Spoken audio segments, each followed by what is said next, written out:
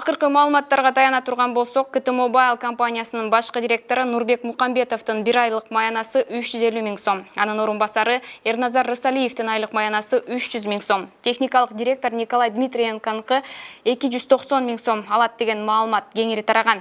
Буга утурлай бүгүн КТ Mobile компаниясынын өкүлдөрү маалымат жыйын уюштуруп, 300 миң сом алат деген маалымат фейк экенин белгилеп актанышты. Бирок аталган компаниянын кызматкерлери орточо эсеп менен 157 миң сом айлык алат дейт КТ Mobile компаниясынын башкы директорунун орун басары Эрназар Иманкадыр уулу. Что касается информации, которая распространяется сейчас в соцсетях о наших зарплатах небесных, мы уже вдоволь посмеялись у себя, узнав, какие мы, оказывается, все богатые.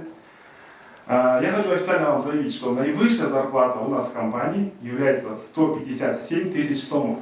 Аталган компания 2003 жылы негизделгенин, учурда 27 кызматкер эмгектенип жатканын компаниянын сатуу бөлүмүнүн башчысы Эрмек Исмаилова кошумчалады.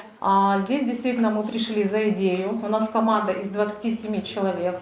Мы полностью готовы к коммерческому запуску.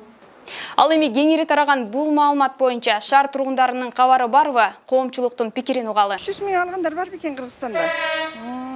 Ал акчасын кайра калып барат болду экен. Анда көп алат экен. Аябай көп. 300 миң алат деп мен ишенбейм. Себебинен биздин Кыргызстанда 300 миң зарплата алат дегенди мен уккан эмесмин. Неме болуш бит? Туура эмес дем ошол. Теңирээк болуш керек да, мындай Кудайга да караш керек да. Чоңдордук мүрткө бөл башкаларга да жеткирип койсо болмок. Кызыгы жакында КТ Mobile компаниясы мамлекеттик 4-уюлдук оператор болуп түзүлүп, байланыш рыногуна кирүүнү пландап жатканы жакшы.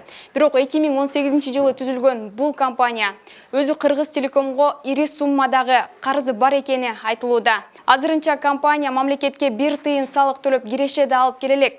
Бирок ага карабай андагы кызмат жетекчилери каражаттын кайдан алат деген суроо пайда болот.